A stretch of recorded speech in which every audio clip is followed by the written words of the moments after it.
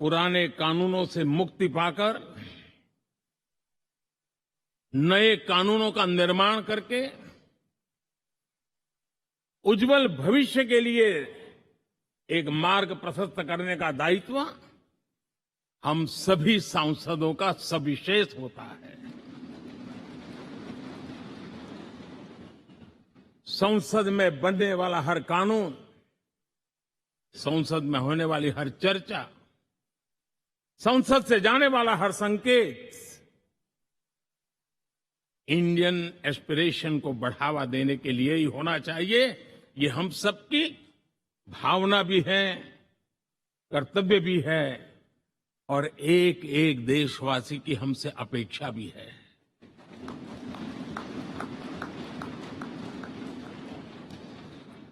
हम जो भी रिफॉर्म करें उसके मूल में इंडियन एस्पिरेशन सबसे सर्वोच्च पद पर होना चाहिए, प्राथमिकता पर होना चाहिए।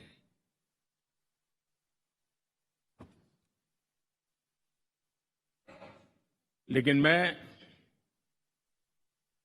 बहुत सोच समझ करके कहना चाहता हूं,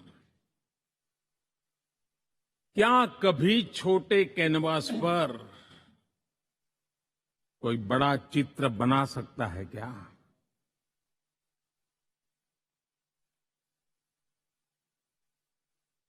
जैसे छोटे कैनवास पर बड़ा चित्र नहीं बन सकता, वैसे हम भी अगर हमारे सोचने के कैनवास को बड़ा नहीं कर सकते तो भव्य भारत का चित्र भी हम नहीं अंकित कर सकते।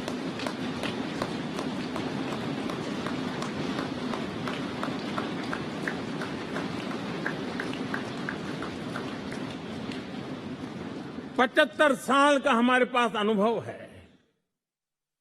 हमारे पूर्वजों ने जो कुछ भी रास्ते बनाए उससे हमने सीखा है। हमारे पास एक बहुत बड़ी विरासत है। इस विरासत के साथ अगर हमारे सपने, हमारे संकल्प जुड़ जाए, हमारा सोचने का दायरा बदल जाए, हमारा कैनवास बड़ा हो जाए, तो हम भी उस भव्य भारत के चित्र को अंकित कर सकते हैं, उस तस्वीर का खाका खींच सकते हैं, उसमें रंग भरने का काम हम भी कर सकते हैं और आने वाली पीढ़ी को वो भव्य दिव्य मां भारती के हम उनको सुपुर्द कर सकते हैं। दोस्तों, अमृतकाल के 25 वर्षों में भारत को अब बड़े कैनवास पर काम करना ही होगा। अब हमारे लिए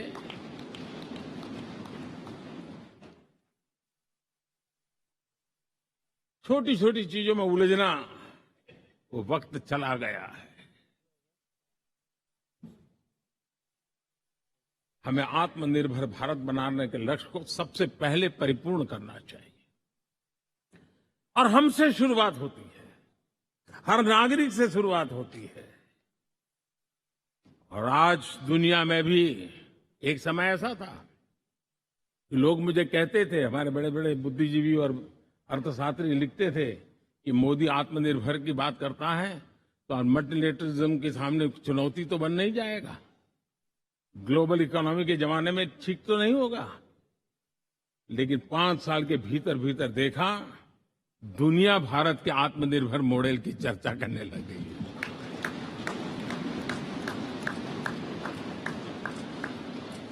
और कौन हिंदुस्तानी नहीं चाहेगा कि डिफेंस सेक्टर में आत्मनिर्भर हो, एनर्जी सेक्टर में हम आत्मनिर्भर हो, एडिबल ऑयल, क्या इस देश को आत्मनिर्भर नहीं होना चाहिए? कृषि प्रधान देश हम कहते हैं, खाने का तेल क्या अब देश बाहर से लाएगा? बहुत समय की मांग है कि हमें आत्मनिर्भर भारत को संकल्प को पूरा करना, ये हम सबका दायित्व है। उसमें दल आड़े नहीं आते हैं, सिर्फ दिल चाहिए, देश के लिए चाहिए।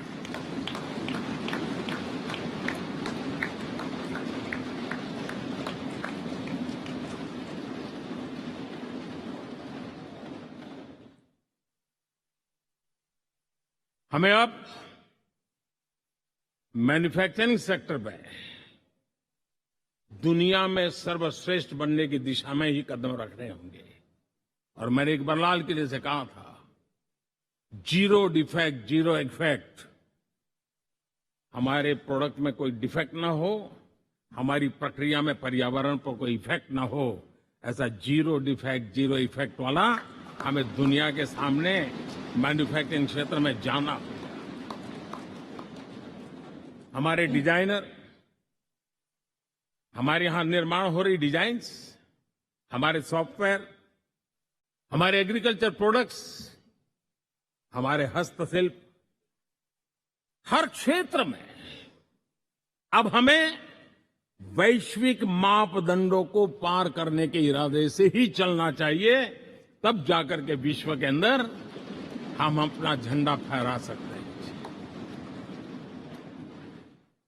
मेरे गांव में मेरा सबसे अच्छा माल हो, इतनी बात नहीं चलेगी। मेरे राज्य में मेरा सबसे अच्छा प्रोडक्ट नहीं चलेगा, मेरे देश में मेरा सबसे अच्छा प्रोडक्ट नहीं चलेगा, दुनिया में मेरा प्रोडक्ट सबसे अच्छा होगा। ये भाव हमें पैदा करना।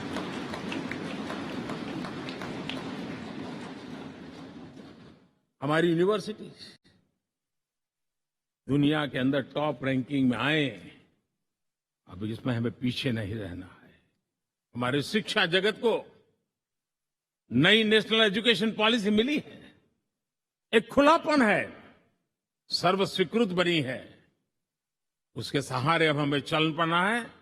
और दुनिया के टॉप मोस्ट यूनिवर्सिटीज में अभी जब G20 में विश्व के मेहमान आए तो मैंने नालंदा की एक तस्वीर रखी थी वहां। और जब मैं दुनिया को कहता था 1500 साल पहले मेरे देश में दुनिया की उत्तम से उत्तम यूनिवर्सिटी हुआ करती थी, तो उन सुनते ही रह जाते थे।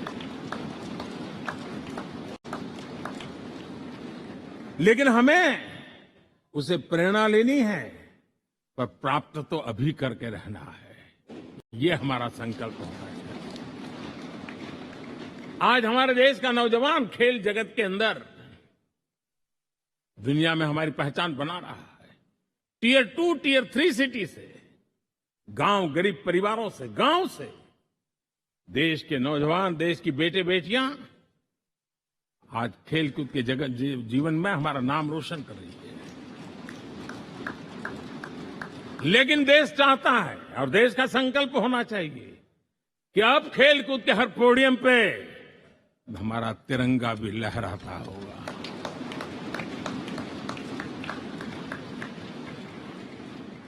हमें अब पूरा हमारा दिमाग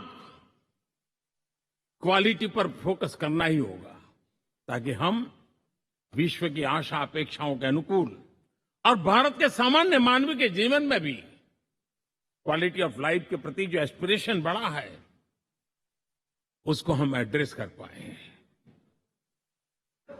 और जैसे मैंने कहा कि हम भाग्यवान हैं कि हम उस समय काम कर रहे हैं जब समाज अपने आप एक एस्पिरेशनल सोसाइटी है। हमारा और भी एक भाग्य है कि हम उस समय हैं जब हिंदुस्तान युवा देश है। हम दुनिया में सबसे ज्यादा जन आबादी वाला तो देश बने ही हैं, लेकिन सबसे बड़ी आबादी, उसमें भी सबसे युवा, ये पहली बार हुआ है।